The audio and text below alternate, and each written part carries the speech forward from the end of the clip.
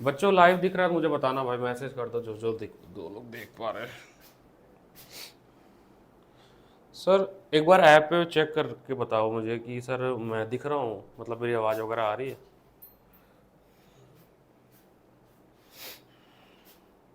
Sir www.classplus.web आपने ना उसमें लॉगिन लिखा हुआ है। बच्चों मेरे को मैसेज करो यहाँ पर हाय ओके, अगर मैं आपको दिख पा रहा हूँ, मेरी आवाज़ आ रही है तो। हेलो हेलो हेलो हेलो, देना यार, बैठो यार, कोई आने वाला थोड़ी ना है।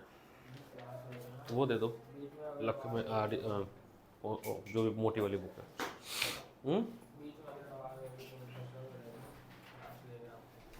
आवाज़ क्यों करोगे जब तुम्हें रिवीजन का टाइम मिला हुआ है, तो आवाज़ करोगे क्यों, पहले ये बताओ।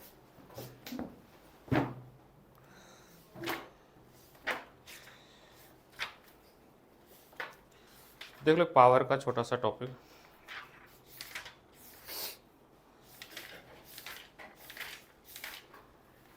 पावर ऑफ लेंस है ना, 2-3 फॉर्मूले ही हैं।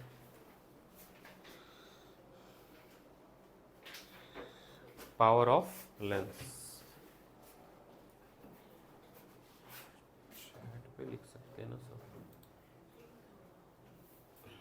चैट पे लिख देना अगर आप लोग लाइव ज्वाइन क्लास करो तो। जो लोग ना ज्वाइन कर पाए वो रिकॉर्डिंग बाद में देख लेंगे, बट जरूर देख लेना। पावर ऑफ लेंस, एक छोटा सा टॉपिक रह गया रे ऑप्टिक्स का, फिर हम शुरू करते हैं एटम्स। पावर ऑफ लेंस, तो पावर जो 10th में पढ़ा था वो है 1/f, है ना। अभी 10th वालों को भी झटका लगेगा। पावर हमने पढ़ा था 10th में 1/f, ऐसा यूनिट होता है डायोप्टर, ठीक है, और फोकस सोर्स भी ठीक है इन अ मीटर। अब हमने एक फॉर्मूला पढ़ा है f का, उसके हिसाब से जो बनेगा, f का एक फॉर्मूला हमने पढ़ा था लेंस में का फॉर्मूला में, उसके हिसाब से बनेगा mu minus one 1/r1 minus 1/r2। देख लो 10th वाले अगर 12th में फिजिक्स लिए, ये वाला पावर का फॉर्मूला आएगा, ठीक है। कॉम्बिनेशन ऑफ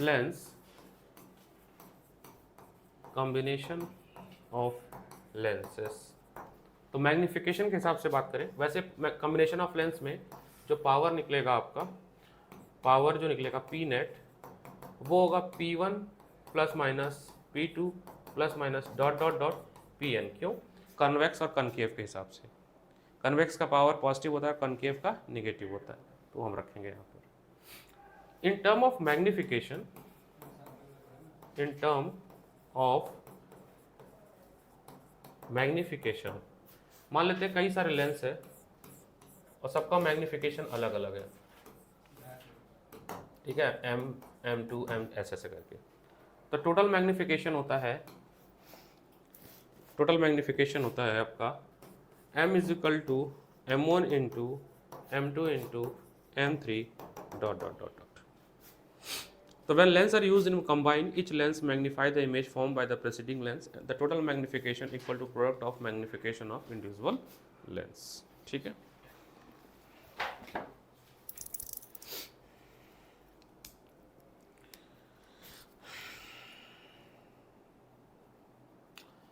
अब एक चीज इसमें ये है कि मान लो अगर हमने अभी अभी जो भी कंडीशन है उसमें लेंस को ना चिपका के रख रहे हैं, उनके बीच में कोई डिस्टेंस नहीं है, तब तो ये लगेगा। अगर हमने लेंस को कुछ दूरी पर रख दिया, चिपका के नहीं रखा, कुछ डिस्टेंस पे रखा, ये लेंस 1, ये लेंस 1, ये लेंस 2, और हमने एक डी डिस्टेंस पे रखा, इनके बीच में जो डिस्टेंस है वो है डी।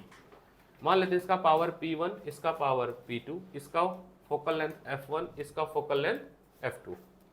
उस केस में हमको डेरिवेशन नहीं सीखना है, उस केस में जो, अच्छा आपके पेपर में 2 ही है तो 2 ही का करेंगे। उस केस में आपका जो फोकल लेंथ है वो है 1/f is equal to 1/f1 plus 1/f2 minus d times f1 into f2। और पावर का फॉर्मूला इसी तरह से है P1 plus P2 minus d times P1 into P2। ये फॉर्मूला एप्लीकेबल होगा when 2 lenses are placed at a distance of d. तो केवल 2 ही लेंस का सिलेबस में है, तो हमें बस 2 lenses separated by distance D. इसका डेरिवेशन भी है, बट डेरिवेशन हमें करना नहीं, वो tan थीटा से डेरिवेशन करेंगे। tan angle of deviation, 2 angle of deviation आएगा इसमें, है ना, क्योंकि 2 लाइट बैंड होगी तो 2 एंगल ऑफ डेविएशन आएगा। तो रे डायग्राम समझा देता हूँ मैं कैसे बनेगा ये आपकी फर्स्ट लाइट जाएगी, ठीक है, ये डेविएट करेगी, फर्स्ट डेविएशन ये हुआ, ठीक है, ये मान लीजिए आपका सेंटर ऑफ लाइन है, यहाँ से ड्रॉ कर, ये फर्स्ट डेविएशन हुआ। यहाँ के बाद जब निकलेगी तो फिर एक बार और डेविएट करेगी, क्योंकि लाइट इनफाइनाइट से आ रही है तो डेविएट करते हुए कहाँ कट करेगी, फोकस पे फाइनली। तो अगर हम इसका लाइन बनाएंगे, ये आपका एक एंगल ऑफ डेविएशन होगा, इसको भी अगर आप एक्सटेंड करोगे तो यहाँ मीट करेगी जो सेंटर वाला पॉइंट है, ये आपका एक एंगल ऑफ डेविएशन दूसरा मिलेगा, ठीक है, डेल्टा इसको बोला गया, इसको डेल्टा 1 बोला गया। ये हाइट मान लेते हैं h1 और इसको हाइट मानते हैं h2। ये कुछ डायग्राम बनेगा, बट आपको इसका कुछ भी डेरिवेशन नहीं करना है, ठीक है, बस आपको फॉर्मूला पता होना चाहिए। ये पावर का है, तो इस पर भी क्वेश्चन है ना, ये सारे तुम एक बार लगाना। Combination of lens and mirror syllabus में नहीं है, यानी कि मिरर और लेंस को कंबाइन करके जो भी कॉन्सेप्ट बनते हैं वो कुछ भी नहीं आएगा, UV F वाला कुछ भी नहीं आएगा, ठीक है। तो वो बात नहीं, यही था, यही छूट गया था। जो हमें टॉपिक करना है सर, मैंने जो है रमेश नगर में कमिटमेंट दी है कि 1 नवंबर तक सिलेबस ख़त्म करना है, तो उसमें ऐसा है कि 4 चैप्टर मेरा बचा हुआ है। तो डुअल नेचर ऑफ लाइट जो वहाँ स्टार्ट हो गया कल, और DTS पे स्टार्ट होगा एटम, है ना। तो अभी ऐसे ही चल रहा, 2 चैप्टर चलेगा, ये 1 वीक में ख़त्म करना है, 1 वीक के अंदर इसको ख़त्म कर देना है। सेकंड वीक में वहाँ पे ख़त्म होगा न्यूक्लियस, तो यहाँ पर ख़त्म होगा सेमीकंडक्टर, यानी कि 2 वीक में 15 दिन के अंदर SS वालों को, मानसरोवर वाले बच्चों को 4 चैप्टर मिल जाएगा। आपको तो 2 ही मिलेगा, है ना, क्योंकि वहाँ पे रिकॉर्डिंग मेरे पास अवेलेबल है फिलहाल नहीं है, तो लेकिन कोई दिक्कत नहीं, जैसे ही ये खत्म होगा ये दोनों चैप्टर, यहाँ पे सेमीकंडक्टर एक्चुअली हो चुका है, तो बचा केवल 2 चैप्टर हमें फिर से यहाँ पर कराना है। तो मैं एटम के बाद यहाँ पर न्यूक्लियस कराऊंगा और फिर कराऊंगा सेमीकंडक्टर। तो हो सकता है हमारा 15 नवंबर तक चला जाए, 10 नवंबर या 15 नवंबर तक करल बाग का सेंटर चला जाए, बट हो जाएगा, कोई इशू नहीं है। तो इसको ना, इस चैप्टर को हमें कैसे पढ़ना है मैं बताता हूँ। इस चैप्टर को मैं रीडिंग फॉर्मेट में पढ़ रहे हैं, मतलब हम पढ़ के इसको डिस्कस कर रहे हैं, कोई नोट्स नहीं बना रहे, नोट्स जो भी बनाना है वो बुक से ही हाईलाइट कर ले रहे हैं, ठीक है। छोटा सा चैप्टर है, मोटा मोटी इसमें 17 टॉपिक हैं जो मैंने देखे थे, और 100% थ्योरी, 3 नंबर का चैप्टर है। हाँ 12 टॉपिक है, 17 भी नहीं है, 12 टॉपिक है, 6 टॉपिक आज ही हो जाएगा, तो 2 क्लास में ख़त्म हो जाएगा, है ना। और कुछ केमिस्ट्री में भी इसका जिक्र मिलेगा, तो चैप्टर पढ़ना आसान है। तो चैप्टर का नाम है एटम्स। पेपर में 3 नंबर का ज़्यादा से ज़्यादा हमको लगता है कि इतना ही कंसिडर करते हैं, ज़्यादा नहीं आएगा इससे। इसके भी कुछ क्वेश्चन फिक्स हैं, जैसे एक क्वेश्चन मेरे पास यहाँ पे पड़ी होनी चाहिए थी, वो देना, ये वाली बुक दे दो, PYBQ वाली। तो एक क्वेश्चन आपका इस पे आएगा, रदरफोर्ड का जो एक्सपेरिमेंट है,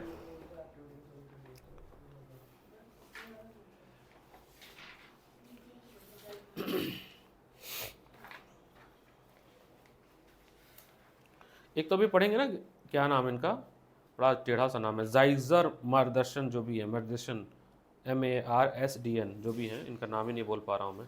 उनका एक्सपेरिमेंट के बारे में पढ़ेंगे, डिबॉर्गी हाइपोथेसिस के बारे में पढ़ेंगे, बोहर मॉडल एक क्वेश्चन बनेगा, ठीक है। और हाँ, ये 3 क्वेश्चन मान के चलो, मेनली यही होगा। ये जो अल्फ़ा स्कैटरिंग एक्सपेरिमेंट है ना, आपका टॉपिक है ये वाला 12.2 अल्फ़ा पार्टिकल स्कैटरिंग एक्सपेरिमेंट, उसको पढ़ के देखना क्या लिखा है, जाइजर जो भी है। तो इसको प्रोनाउंसिएट क्या करेंगे अंग्रेजी में तुम लोग,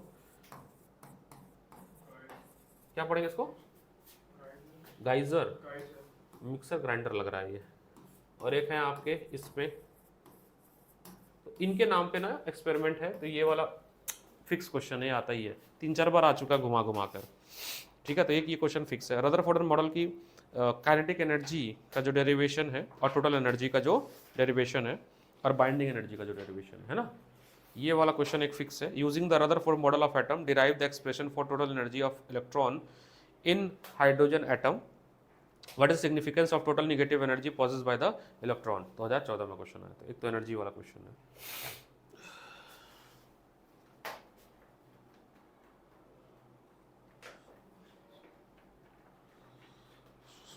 लिखा है मेरे पास सिद्धता तो नहीं है, मेरे पास ऐप तो है, देखो चल रहा है ऐप पे, लाइव जा रहा है, इसमें तो नहीं आ रहा है यार। यूएस बट ऐसा लाइव चालू हुआ है, इंड लाइव का ऑप्शन आ रहा तो लाइव तो चालू हुआ है, मेरे को तो नहीं दिखा रहा। नहीं फ़ोन से ही देख रहा हूँ ना मैं, फ़ोन से ही देखा मैंने।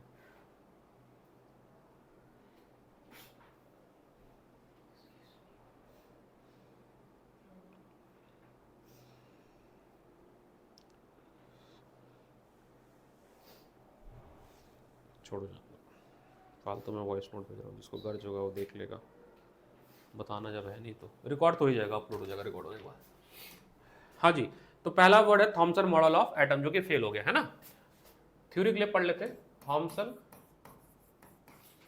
मॉडल क्लास 9 में पढ़ा था हमने, atom structure of atom chapter में, और फिजिक्स केमिस्ट्री में भी पढ़े होंगे ना। तो इन्होंने ये कहा था कि भैया एटम जो है वो स्फेरिकल स्फीयर के फॉर्म में रिप्रेजेंट है, या वाटरमेलन मॉडल भी कहा जाता है। इलेक्ट्रॉन इसमें एम्बेडेड हैं, और जो रेड वाला पार्ट है वो सारे पॉजिटिव हैं, ठीक है। बहुत सारा इन्होंने जे थॉमसन ने मॉडल दी थी, बहुत सारा ड्रॉबैक भी हुआ था, आउटर सरफेस सारा पॉजिटिव है। अच्छी बात यही थी कि इन्होंने एक बात कही थी कि एटम जो है वो इलेक्ट्रिकली न्यूट्रल है, वो आज तक वैलिड है, ठीक है। एटम्स आर इलेक्ट्रिकली न्यूट्रल, ये तो आज तक बात थी, ठीक है। जो 9th में नहीं पढ़े होंगे, 6 हाइपोथेसिस दिया था उन्होंने कि एटम को तोड़ नहीं सकते, जो पढ़ा कि हम तोड़ सकते हैं। एटम के और सब एटॉमिक पार्टिकल हो सकते हैं। और सर एटम के और सब एटॉमिक पार्टिकल हो सकते हैं, जगह दो बैठने को। एटम के और सब एटॉमिक पार्टिकल हो सकते हैं। और बहुत सारी बातें गलत बोली थी इन्होंने। ये बोला था कि कोई दुनिया में ऐसा कोई दो एटम नहीं हो सकता है, दो डिफरेंट एलिमेंट के जिनका मास सेम हो जाए, बट आइसोबार खोजा गया बाद में, सेम मास मिल रहा था। इन्होंने ये भी बोला कि अगर सेम एटम है तो दो डिफरेंट मास नहीं हो सकते, लेकिन ऐसा नहीं, आइसोटोप खोजा गया। ये सारे ड्रॉबैक जो हैं इनके पाए गए। तो failure of Thomson model underline कर लेना कि Thomson model remain popular till 1911। दो फेलियर थे। It could not explain the origin of several sub spectral series in case of hydrogen and other atom. It failed to explain the large angle of scattering of alpha particle in Rutherford experiment. तो ये दो ये book chapter open करो, 12 highlight कर रहा है book से। लायो पार्ट 2 नहीं लायो, कोई बात नहीं, चलो कोई बात नहीं, चलो ठीक है। अब आ जाते हैं हम लोग, ये जो भी है पढ़ लेते हैं। इसमें क्या है 12.2 अल्फा पार्टिकल स्कैटरिंग एक्सपेरिमेंट, इसमें पढ़ लेते हैं। Scattering of alpha particle, that is जो भी नाम है यार, नाम ही नहीं पढ़ पा रहा हूँ इसका। On the suggestion of Rutherford the two associate HNE, ये ज़्यादा आसान है, HNE इन 1911 इन्होंने परफॉर्म किया। क्या हुआ बच्चे, चले जाओ तुम इसी वाले में जाओ, जाओ डिस्टर्ब हो रहा है ना, चले जाओ तुम और तुम दो लोग उस एसी वाले कमरे में चले जाओ। हाँ पेपर भेज रहा हूँ, चलो ठीक है। On the suggestion of Rutherford इन्होंने अल्फा स्कैटरिंग किया। अगर मैं सरल भाषा में अल्फा बताऊँ, जो हम पढ़े हैं 9th में, जो बच्चों को बताएं कि गोल्ड फॉइल लेते हैं हम लोग, है ना। अब गोल्ड फॉइल लेते हैं क्योंकि बहुत ही उनको थिक चाहिए होता है, और वो क्या करते हैं, अल्फा पार्टिकल यानी कि हीलियम, पॉजिटिव चार्ज होता है अल्फा पार्टिकल, उससे बम्बार्ड करते हैं, है ना।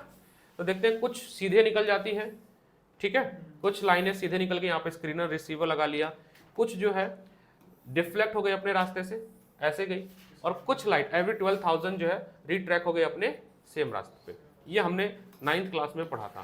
तो इन्होंने बोला कि सर ऐसा है, ये इस तरह से, ये इसीलिए संभव हो पाया बिकॉज एटम के सेंटर पे बहुत सारा पॉजिटिव चार्ज कंसंट्रेटेड होगा, और बाकी चीज क्या होगा, हॉलो, केमिस्ट्री में पढ़े हो ना, ये हॉलो होगा, और इलेक्ट्रॉन जो है उसके सर्कुलर रास्तों में ऐसे गोल गोल घूम रहेंगे। यही बोला था। ड्रॉबैक क्या था इनका, कि ड्रॉबैक ये बोले जब ये गोल गोल घूमेगा तो एनर्जी लॉस करेगा, रिटार्डेशन। तो ये तो भाई घूमते घूमते इलेक्ट्रॉन घुस के फट जाएगा अगर उसमें गिर गया न्यूक्लियस में। फिर उसको जाके बोहर ने साबित किया कि हाँ, कि ये नहीं, घूमते तो हैं सर्कुलर ऑर्बिट में, उनको एनर्जी मिलती है, उनकी एनर्जी सेल से। तो an alpha particle is a helium ion and helium atom form which both the electron have been remove. अच्छा हीलियम क्या लिखा है, अल्फा पार्ट, यहाँ से क्वेश्चन 1 नंबर का समझिएगा, अल्फा पार्टिकल किससे बनता है, हीलियम आयन से, और जिसमें हीलियम के पास कितने इलेक्ट्रॉन होते हैं, आउटर सेल में, है ना, तो वो दोनों ही निकाल दिया गया, उसको दोनों निकालकर हीलियम आयन बनाया गया। It was equal to +2 electron, has mass nearly 4 times the mass of proton, इसका मास जो है 4 गुना है, ठीक है, प्रोटॉन से। एक्सपेरिमेंट अरेंजमेंट देख लो एक बार, ये जो डायग्राम बना है ना, जो ये अरेंजमेंट बना कौन सा है, अल्फा स्कैटरिंग एक्सपेरिमेंट, ये एक बार देख लो, ये पेपर में आया हुआ है, कहाँ है क्वेश्चन बताता हूँ, अरे इसको करा देता हूँ यार, ये आ रहा है पेपर में भी, इसको 2 क्लास में हो जाएगा ना, वेव होगी 6 क्लास में, वेव बड़ा टॉपिक है, वो है भी कन्फ्यूजन है ना, उसमें तुम्हें तुम्हारे पेपर के पहले मैं तुमको इंडिविजुअली वेव कराऊंगा, अलग से बैठा के तुमको संडे वेव पढ़ा दूंगा। पूरा तो नहीं हो पाएगा, पूरा होना तो यार मैं तो पढ़ा दूँ तुम्हें समझ नहीं आएगा पूरा, क्योंकि वो है खतरनाक चीज़ थोड़ी सी। और बाकी चैप्टर जो आ रहे हैं वो तैयार, कितने नंबर का वेव का तुम्हारा वेटेज है, वेव का वेव और ऑप्टिक मिला के 20 नंबर। तो वेव जो है बोर्ड में आता है लगभग 5 से 6 नंबर का, और 9 नंबर का आता है ऑप्टिक्स। तो वेव का 1-2 क्वेश्चन तो देखो फिक्स है, जैसे कि लॉ ऑफ रिफ्रैक्शन और रिफ्लेक्शन हाइगन्स प्रिंसिपल से प्रूफ करना, वो ज्योमेट्रिकल प्रूफ है, वो बता दूंगा मैं तुम्हें। यंग डबल स्लिट आता है, वो बता दूंगा। डिफ्रैक्शन समझ नहीं आता है, उसके कुछ पार्ट्स हैं जिनको हमें रटना है। पोलराइजेशन पूरा थ्योरी है, पूरा थ्योरी है, तो वो हो जाएगा, जो मैं बता दूंगा वही आएगा। ऑप्टिक्स पे ज़्यादा ध्यान दो, उसका वेटेज ज़्यादा होगा। तो मान लो ये 20 का हो गया, तो मैं मेरा जो इंट्यूशन कह रहा है कि नहीं करके 15 नंबर का ऑप्टिक्स होगा तुम्हारा, तो तुम्हारे 65 नंबर का सिलेबस तो तुम्हारा हुआ है, तो तुम 65 में 50 लाओ, तुम टॉपर हो मेरे लिए। 70 पढ़ के भी 30 ही आना है, तो उससे बेहतर है कि 60 पढ़ के 60 आ जाए। बच्चे तो वो कहलाते हैं ना, कि जैसे मेरा स्टूडेंट है वहाँ पे मानसरोवर में 65 नंबर का पेपर अटेम्प्ट करके आया था, उसका सेमी कंडक्टर नहीं हुआ था, 56 नंबर पर आ गया। 65 नंबर, मैं स्कूल का छोड़ो, तुम यहाँ लड़ाई अपने आप से है ना, कि मुझे कितना आता था, मैं उसमें कितना पाया हूँ। तुम और पेपर समझ लो 65 का है तुम्हारा, अब उसमें तुम जितना लगो वो परसेंटेज में बना लूँगा बस। उसका प्री बोर्ड भी है, अभी तो बोर्ड भी है, जर्नी चलती रहेगी। असल में मेरे को 15 दिन के अंदर 4 चैप्टर कराने हैं, तो डुअल नेचर जो है वहाँ पे चालू हो गया है, क्योंकि 11 तारीख से प्री बोर्ड है कुछ बच्चों का इसी 11 नवंबर से प्री बोर्ड है 12th का। तो वहाँ प्री बोर्ड जिसमें आ रही पूरी बुक, मेरा 4 चैप्टर भी पेंडिंग बचा हुआ है पढ़ाने को, डुअल नेचर, न्यूक्लियस, एटम और सेमीकंडक्टर, मानसरोवर पे, सिद्धार्था पे। यहाँ पे सेमीकंडक्टर हाफ हुआ है, तो पूरा ही मान लो यहाँ पे। तो मैं वहाँ पर 2 चैप्टर, ये जो 2 जा रहा है ये ऑफलाइन जा रहा है, आधा कल खत्म करके आ गया हूँ मैं, फोटो इलेक्ट्रिक इफेक्ट तक खत्म कर दिया। 7 टॉपिक है, 3 टॉपिक खत्म कर दिया हूँ मैं, 4 टॉपिक कल खत्म कर दूंगा फ्राइडे को, तो ये खत्म हो जाएगा डुअल नेचर, ऐसे ही ये खत्म हो जाएगा। ऑनलाइन जा रहा है रिकॉर्डिंग, वो देखेंगे, ताकि मेरे से वो जो है ना सिलेबस वाला काम हो जाए। कुछ बच्चों को चाहिए होता है सिलेबस हो जाए बस, हमारा पढ़ेंगे वो उतना ही जितना आएगा उनको, तो सिलेबस हो जाएगा, तो 14 चैप्टर में से 14 चैप्टर डन, काम खत्म। अब उसके बाद से रिवीजन शुरू हो कर देंगे 1 नवंबर से या 5 नवंबर से। तो 5 नवंबर से क्या है, एक बैच शुरू हो रहा है, क्रैश कोर्स बैच। तो अब क्रैश कोर्स बैच में क्या है, उस बच्चों को मर्ज कर दिया जाएगा, क्योंकि हम शुरुआत से पढ़ाएंगे ना, तो वो भी एक टारगेट है कि क्रैश कोर्स आने से पहले सारा सिलेबस हो जाए एक बार, क्रैश कोर्स में फिर से पढ़ाना होता है ना। तो इसलिए जो तुम्हारा बच रहा है वेव टॉपिक, टेंशन बिल्कुल ना लो, इतना बहुत बड़ा नहीं है। वेव टॉपिक का कुछ क्वेश्चन तो मैं अभी आउट कर दे रहा हूँ। पहला क्वेश्चन आएगा हैगन्स प्रिंसिपल की मदद से लॉ ऑफ रिफ्लेक्शन या लॉ ऑफ रिफ्रैक्शन साबित करो, क्योंकि पिछले साल भी आया था, वो तुमको 15 मिनट में समझा दूंगा मैं, 15 मिनट में YDSC समझा दूंगा, ठीक है। डिफ्रैक्शन थोड़े परेशान करता है, क्योंकि डिफ्रैक्शन थोड़ा डिटेल में है, लेकिन सिलेबस में नहीं डिटेल में, सिलेबस में बस फॉर्मूलेज है, तो वो समझा देंगे। और पोलराइजेशन तो थ्योरी है, तो तुम्हें याद कर लेना, लेकिन जो हो गया है उसको कंठस्थ करना है तुम्हें ऑप्टिक्स से क्वेश्चन गलत नहीं होनी चाहिए। अगर 20 नंबर का वेव और ऑप्टिक्स आ रहा है, तो तुम देख लेना 15 नंबर का ऑप्टिक्स आएगा, 5 नंबर का वेव आएगा।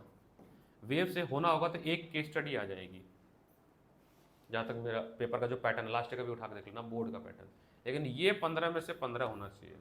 बाकी एक चैप्टर नंबर तुम्हारा और कौन कौन सा आ रहा है, पूरी पूरी बुक आ रही बुक ही आ रही है, पार्ट 1 तो पूरा आ रहा है। पूरे पार्ट 1 पूरी बुक आ रही है। बड़ी वाली क्लास में बैठो। कितने लोग आए? रिस्पॉन्स ही नहीं। ठीक है, हाँ सर, तो इसको पढ़ते हैं। A systematic arrangement of George, जो भी है जीएम साहब, experiment is shown in figure 12.2। A radioactive source of alpha particle that is BI, क्या होता है? बैरियम नहीं, बीआई रेडियो एक्टिव एलिमेंट है ये। क्या बोलते हैं भाई केमिस्ट्री वाले? 83 एटॉमिक नंबर है और मास इसका 214। बीआई क्या है बताओ? हाँ बताओ ना, प्रयोग टेबल में होगा कहीं पे। ठीक है, इसको इंक्लोज किया गया एक थिक लेड ब्लॉक में। इसका डायग्राम मैं यहाँ से गूगल से उठाता हूँ, कौन बनाएगा? हाँ? हाँ, तो इसका ना अल्फा स्कैटरिंग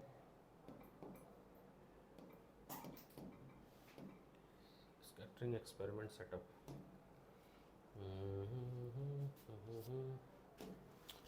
इमेज, तो इसमें एक लेड ब्लॉक है, उसमें रेडियोएक्टिव सोर्स रखा गया है, कॉलीमेटर है, माइक्रोस्कोप है, जिंक सल्फाइड की स्क्रीन लगाई गई है, अल्फा स्कैटरिंग ये रे है, गोल्ड फॉयल है, ये पूरा सेटअप है। कहाँ पे है? इसमें है कोई भी सेटअप बढ़िया? इसमें तो अजीब सा ये वाला चाहिए मेरे को जो बुक में बनी है, तो किसी को समझाना है कुछ ऐसा ही है। इससे भी सिंप्लीफाइड वाला ही है ना? ये सबसे सिंप्लीफाइड वाला है, ये सिंप्लीफाइड वर्जन। ठीक है, ये सिंप्लीफाइड वाला, इसी से समझ लेंगे।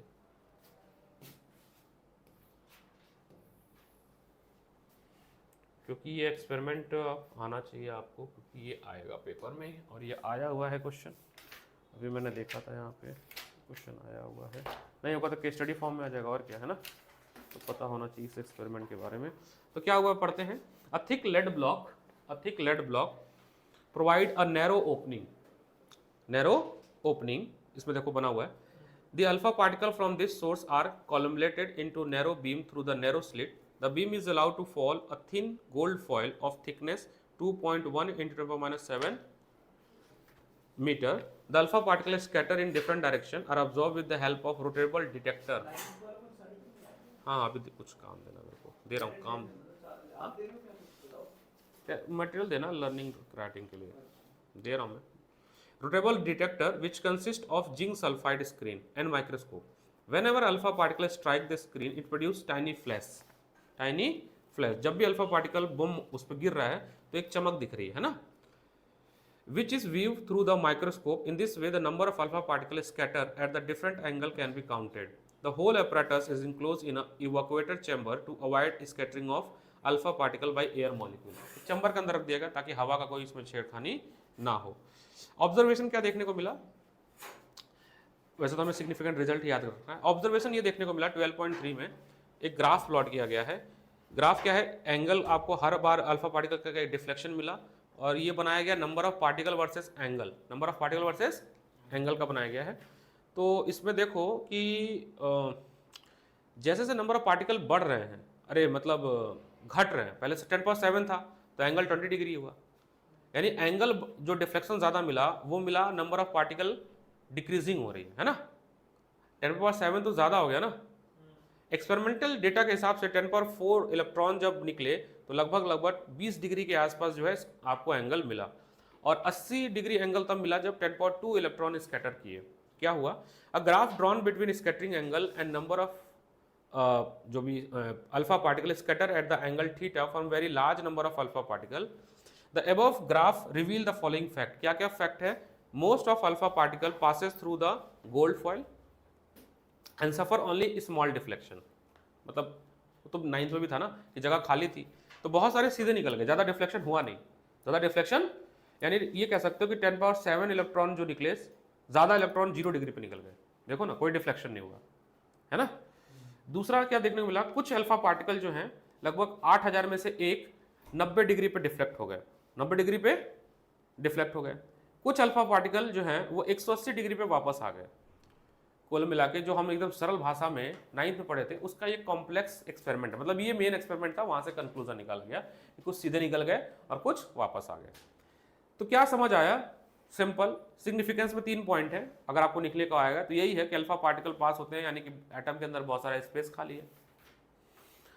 Large number of alpha particle जो है अच्छा, अब डिफ्लेक्ट हो रहे इसका मतलब सेंटर पे क्या होंगे, पॉजिटिव चार्ज होगा, क्योंकि तभी तो रिपल करेगा। तो वो लिखा to explain the large angle scattering of alpha particle Rutherford suggested that all positive charge and mass of atom is concentrated in the very small region.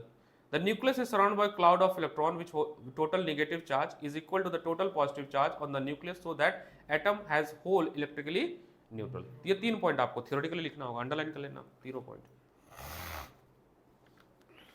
ठीक है। इसके नीचे वाला पैराग्राफ को पढ़ लो, देखो क्या है, कुछ खास है तो बताते हैं। क्या भेजना था, हाँ टेस्ट भेजना था, फ़ोन पे जाएगा क्योंकि प्रिंट आउट नहीं है ये, तो ग्रुप पे जाएगा ये DTS साइंस पे, तो अर्चित DTS साइंस ये रहा, फ़ोन है ना तुम्हारे बच्चे, ठीक है। तो फ़ोन पे गया, ये JV एसिड बेस लिखा हुआ है, JV, सारे क्वेश्चन करने, कुछ है खास इसमें नहीं ना। अब एक छोटा सा रिलेशन डेवलप किया गया है, ये डिस्टेंस क्लोजिंग अप्रोच तक, इसको थोड़ा सा देखते क्या है डेरिवेशन। पोटेंशियल एनर्जी का एक डेरिवेशन है Q1 Q2 अपॉन R0, और लास्ट में है radius R0 the minimum distance जहाँ से अल्फा पार्टिकल जो है रिफ्लेक्ट बैक हुआ है, कहाँ से, सेंटर ऑफ न्यूक्लियस से, है ना। इसका एक छोटा सा डेरिवेशन फॉर्मूला देख लेते हैं, ज़्यादा है नहीं इसमें, क्या है पढ़ लेते हैं। तो सेकंड थर्ड टॉपिक है, टोटल 12 टॉपिक है, 6 टॉपिक आज कर लिया जाएगा, है ना। तो 12.3 टॉपिक पे देख लेते हैं।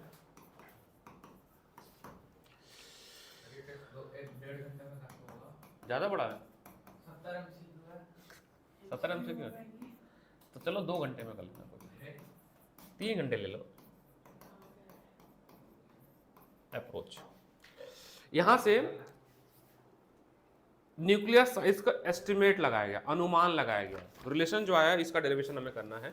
R0 is equal to 2K ZE square upon KA, जहाँ पे K तो आपका हो गया काइनेटिक एनर्जी, है ना, Z हो गया आपका एटॉमिक नंबर, क्या हो गया एटॉमिक नंबर, और क्या है इसमें E हो गया चार्ज, E हो गया चार्ज। तो ये डेरिवेशन हमें देखना है, ये कैसे आया है, ये फॉर्मूला ये है, ये हमारा जो एटम है उसका एस्टिमेटेड रेडियस है, एस्टिमेटेड रेडियस है, क्या इतना रेडियस हो सकता है।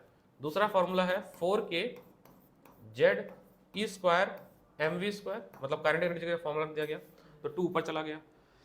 यहाँ पर जो K है इसकी वैल्यू है 1/4 पाई एप्सिलॉन नॉट 9 × 10⁻, तो देखा हुआ लग रहा है कहीं पे, किस चैप्टर में था भाई, हाँ ठीक है, क्योंकि फोर्स लग रहा है एक्चुअली ना, वहीं से वो फोर्स कांस्टेंट है, क्योंकि एनर्जी का डेरिवेशन हुआ है U equal to K Q1 Q2 upon R, तो वहाँ से हुआ है, कूलम्स कांस्टेंट से हुआ है, ओके।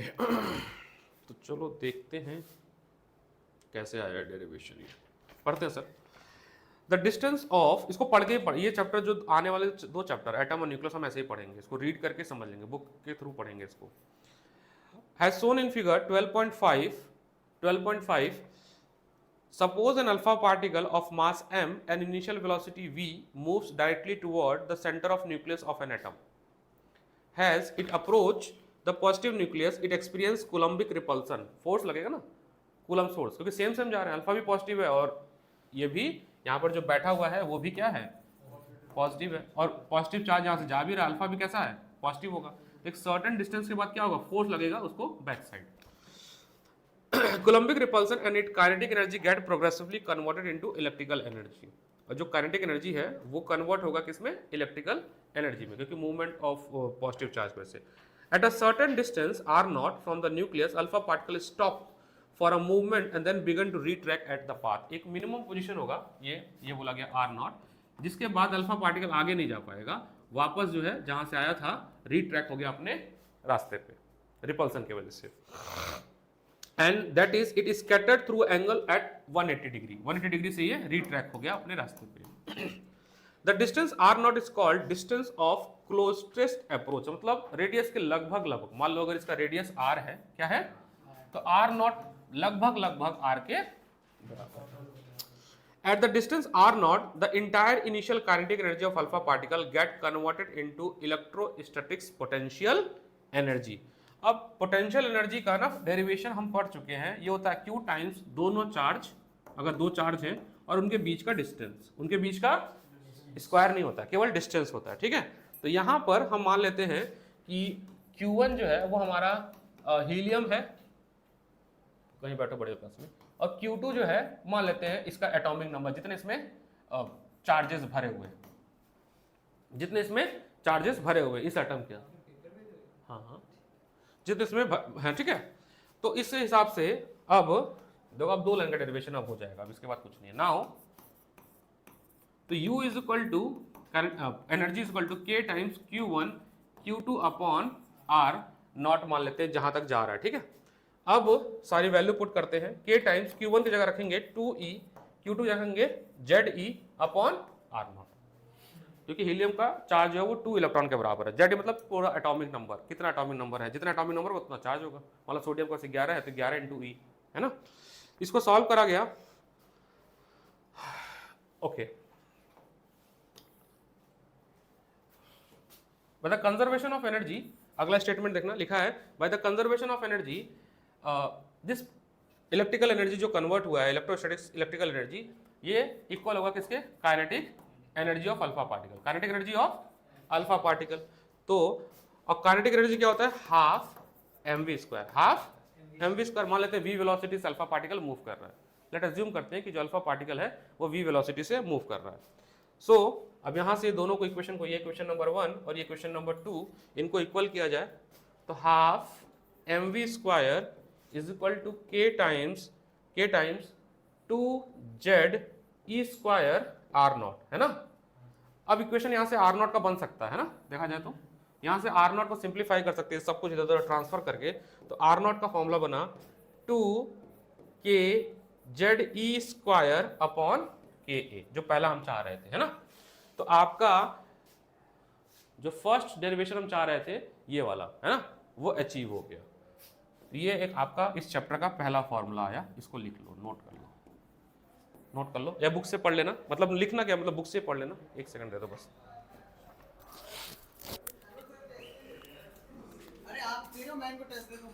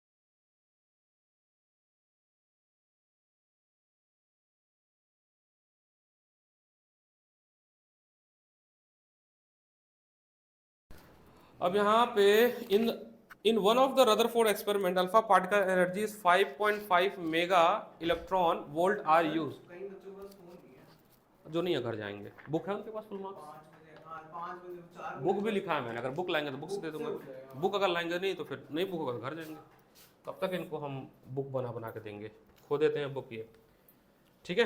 तो एटॉमिक नंबर गोल्ड फॉइल का लिया गया Z इज इक्वल टू 79, ये ए की वैल्यू आपको याद नहीं करना, ठीक है, ये गिवन होगा। तो जगह 5.5 into 1.6 into 10 minus 13 joule.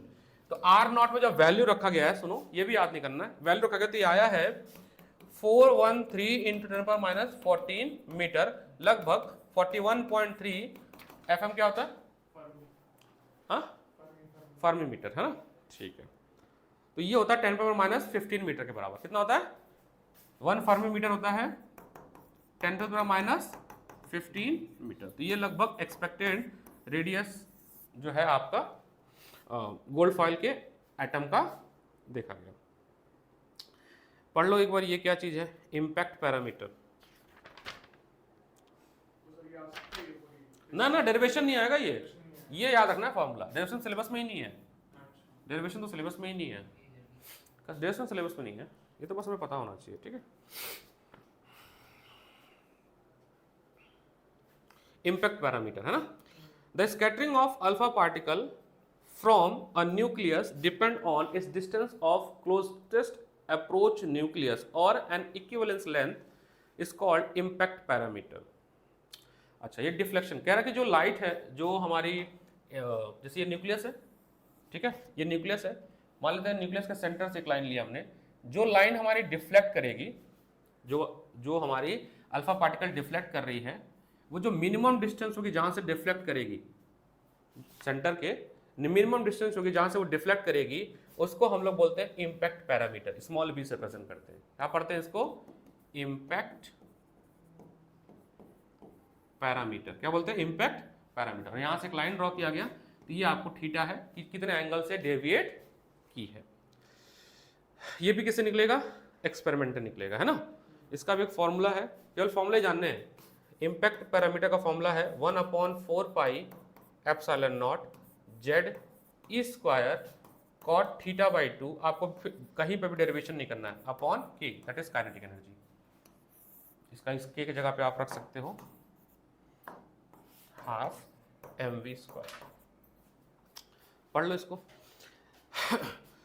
The impact parameter is defined as the perpendicular distance of velocity vector of alpha particle from center of nucleus when it is from away from atom।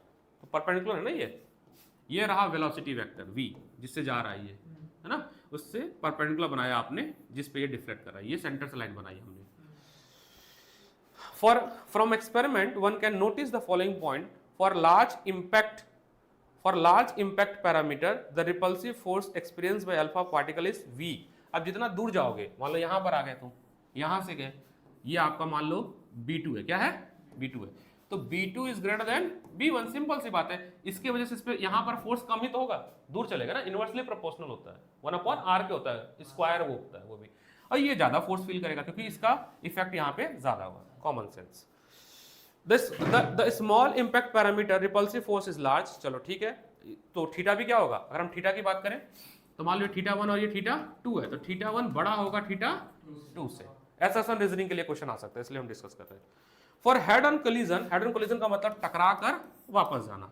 For head on collision when alpha particle just aim at the centre of nucleus the impact parameter is 0। तो b0 कब होगा, जब 100 theta क्या हो जाए, 180 degree हो जाए, क्या हो जाए, 180 डिग्री हो जाए, उस केस में b क्या हो जाएगा, 0 हो जाएगा।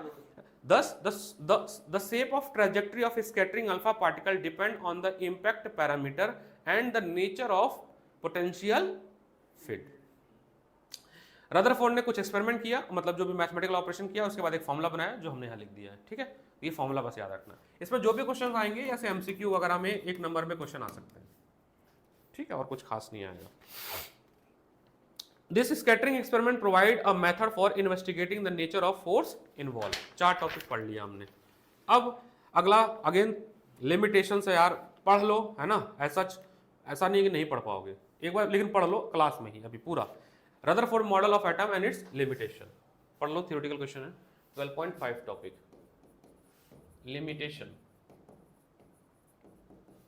Limitation of Rutherford. एक टेस्ट है यार मेरे पास, तुम दे देते थे, मैं तो 2 बच्चे चेक, तभी तुम मैं चैतन्य का चेक करके नंबर अपलोड कर दो, 1 बच्चे का है, कंपेयर कैसे, तुम भी दे देते, जिज्ञासा ने दिया नहीं। ऑप्टिक्स का टेस्ट है मेरे पास, छोटा सा ही है, दे दो, 8-9 क्वेश्चन का।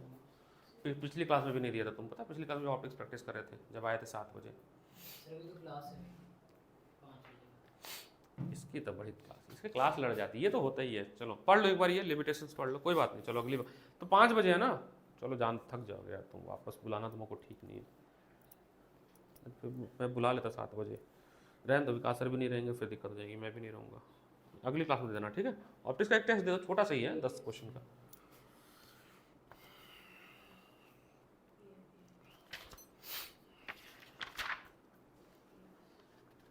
आसान चैप्टर है यार ये, है ना, मॉडर्न फिजिक्स कहते हैं इसको।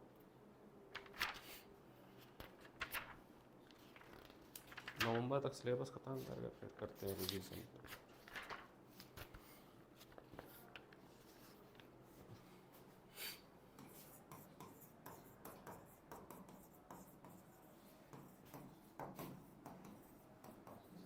याद करना पड़ेगा लिमिटेशंस वगैरह सारे। 3-4 पॉइंट तो आना चाहिए ना, अगर मान लो आगे लिखने के लिए तो 3 पॉइंट तो लिख ही सकते हैं ना। कुछ 9th वाले लिख देना है ना।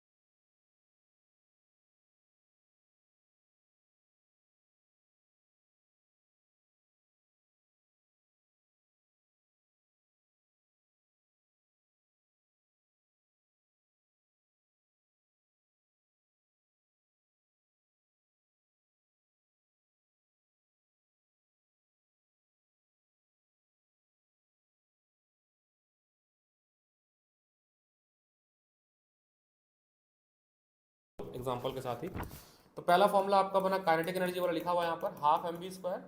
तो अल्फा पार्टिकल एक्सपेरिमेंट के लिए हो जाएगा half 4πε0 2z e² r naught, where z is atomic number, e क्या है चार्ज, r नॉट है आपका रेडियस ऑफ अल्फा पार्टिकल, मतलब at gold foil. r naught के लिए फॉर्मूला है 1/4πε0 2z e² k 1/4πε0 4z e² mv²। ठीक है।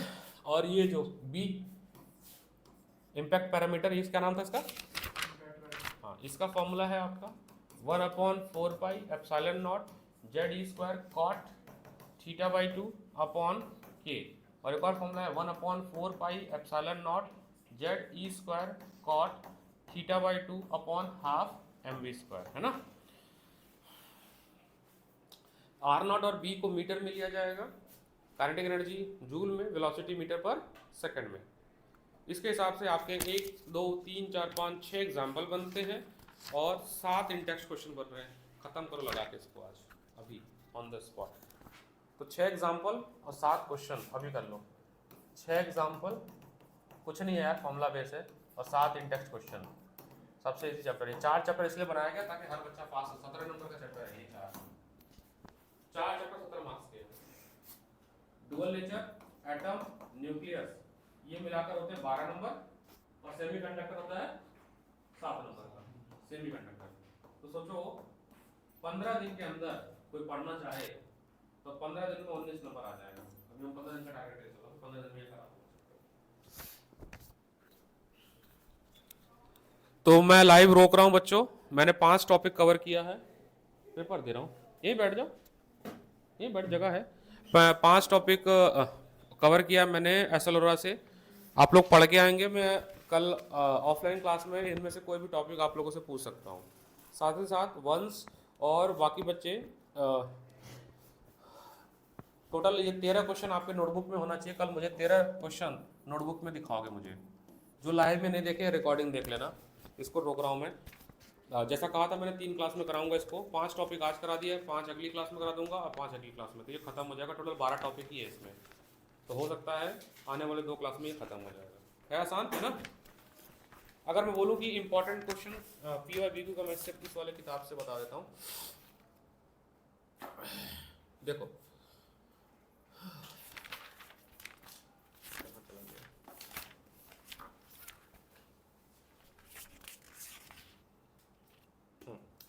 एक तो ये वाला क्वेश्चन देख लो यार, मैं टिक मार देता हूँ उसमें, बैठ जाओ।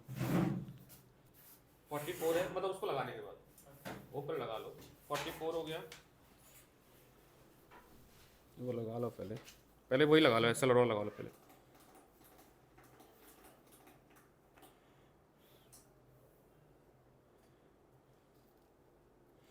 एक क्वेश्चन ये आया, in the study of GM experiment scattering of alpha particle by thin foil of gold, draw the trajectory of alpha particle. वही पाथ बनाना है, एक पास हो गया, वापस आ गया और सीधे निकल गया। Explain brief how one get information size of nucleus bye study. कैसे न्यूक्लियस का साइज पता चलेगा? तो एक तो ये फॉर्मूला आप R0 पर लिख देना, उससे भी हो जाएगा। एक क्वेश्चन ये 33 आया है। व्हाट इज द ड्रॉबैक को लिखा है, what write the shortcoming of Rutherford atomic model, explain how this were overcome by postulate of Bohr. तो जब बोहर पढ़ लेंगे, ये 2020 में आया था। तो हो गया 3 क्वेश्चन। देखो पी और बी से 3 क्वेश्चन मारते हैं। इसको लाइक